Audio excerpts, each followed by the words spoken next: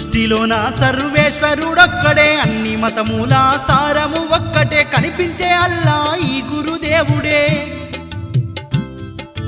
నగలు వేరైనా బంగారం ఒక్కటే, కొమ్మలెన్నున్నా విత్తనం ఒక్కటే, మోక్ష సాధనకు మార్గం ఒక్కటే. జగతిలోని మోహాలకు లొంగి పోకుండా సాధన చేస్తున్నా, మళ్ళీ నన్ను ఆ రొంపిలోనికి లాగవద్దని అంటున్నా అంటూ సిద్ధయ్య తన నిర్ణయాన్ని కన్న వాళ్లకు చెప్పిండు. కన్నోళ్ళు పిల్లను చూసాము పెళ్లి చేస్తామని ఎంతగా ఆశ చూపినా సిద్ధయ్య లొంగక, గురుదేవుణ్ణి వదిలిరానంటూ మోక్ష సాధన తప్ప తనకింకేమి వద్దని తేల్చి చెప్పి కన్నోళ్లను వెనక్కి పంపివేసిండు ఆ దూదేకుల సిద్ధయ్య.